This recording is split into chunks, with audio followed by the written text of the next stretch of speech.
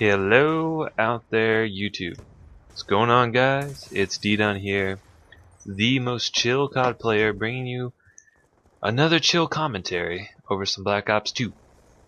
This game was the very first game where I used this silenced M12 setup, which I got the 99-2 on. Just to reiterate, it is Ghost and Hardline with toughness, tactical mask, and then I'm using primary gunfighter with the M12, silenced, laser sight, and fast mags.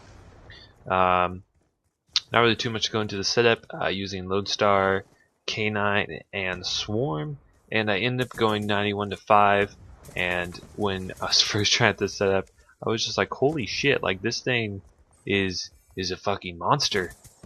And I did really well. So you will see me pick up a couple different weapons, I believe, because I do run out of ammo.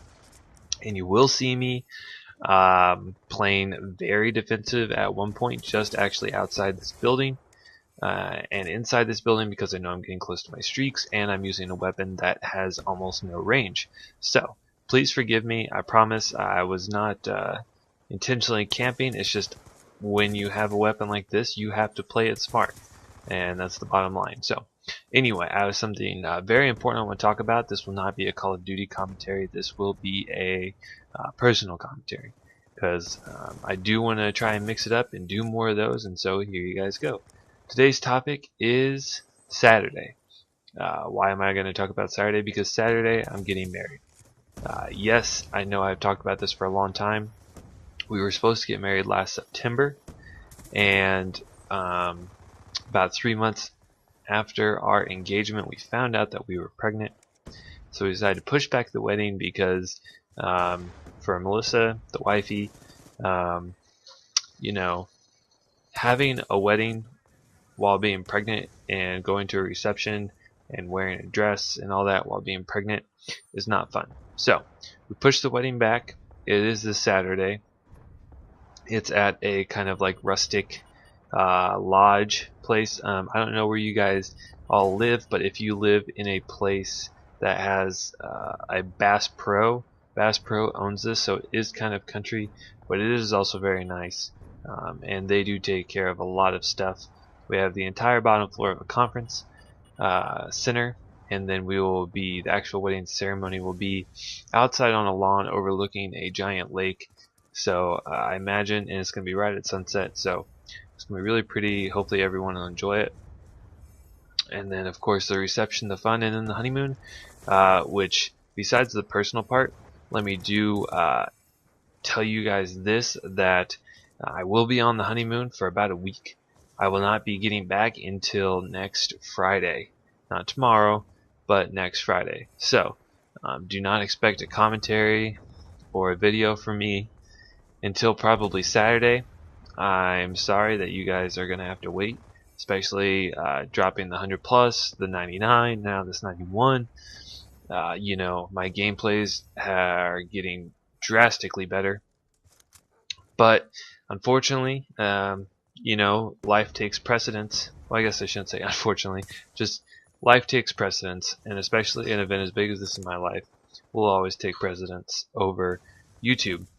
Anyway, back to my story. So we're getting married, and I just wanted to tell you guys a little bit about kind of our little road to where we are now. So we met in 2011, I guess it would have been, in August. I was single at the time, and this girl I worked with was like, yo, Devin, I got this girl that I think you would like. She's really hot. I was like, okay, can you tell me anything else about her? And she's like, well, she does hair. I'm like, okay, do you know anything else about her? No. Okay, why not? So, my friend, she gave Melissa my name and told me to look me up on Facebook, which she did. She, I guess, liked what she saw, so she approved the exchange of the phone numbers. So we exchanged numbers and eventually decided that we would just go ahead and meet up and have lunch at this nice Mexican restaurant that is right downtown where I live. So And previous to this, I'd, been dating around and hadn't really found anything very appealing, nothing that I was very excited about at all. Obviously, that's why I was still single. So, to be quite honest, especially set up on a blind date, and I was just like, I wasn't expecting very much. But, so I was just kind of like lackadaisical about getting ready for this date. Took my time, kind of just threw on some clothes, made sure that I wasn't too gross, and then went to the restaurant. I got there right at the time we were supposed to meet. She was already there. And so I walk in, and the hostess there is, like, oh, is it just you? And I was like, no, I'm meeting someone. And she had told me that she was at the bar.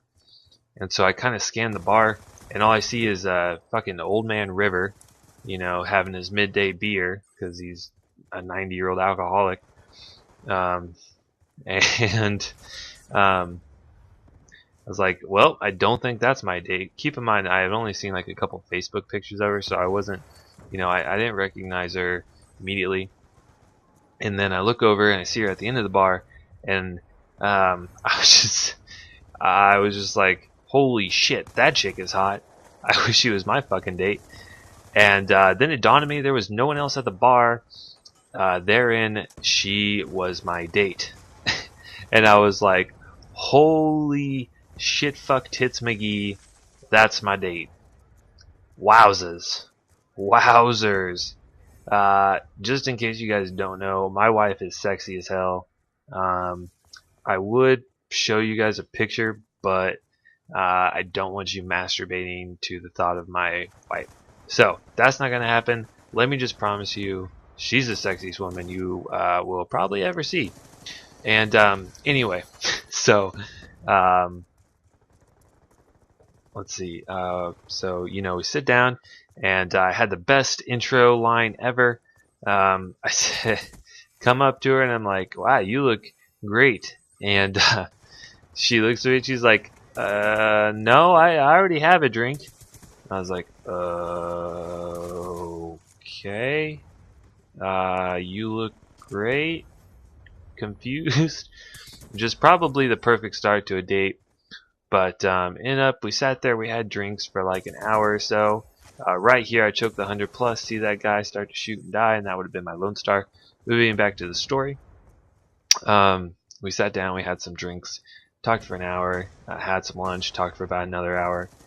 And then I asked her if she would like to continue the date, to which she obliged. And we went to get some frozen yogurt at Orange Leaf. I don't know if you guys have one of those, but super tasty. And then we sat down, we talked for about 3 or 4 more hours, and just got to know each other, got to really get a good feel for each other. There's definitely a lot of chemistry there, obviously. And so, this blind date with this girl that I had never met before and didn't know anything about, ended up that we sat down and talked for 7 hours over food and drink. So I would definitely consider that a first date, or a very, very good first date. And after that, the rest is pretty much history. We just we kept dating. We confessed our love for each other, and after 3 months, while we were in Key West, I proposed, and she happily said yes, and here we are today. Get married a few days. I hope you guys enjoyed this commentary. And I'll see you guys in a week as a married man. Bye.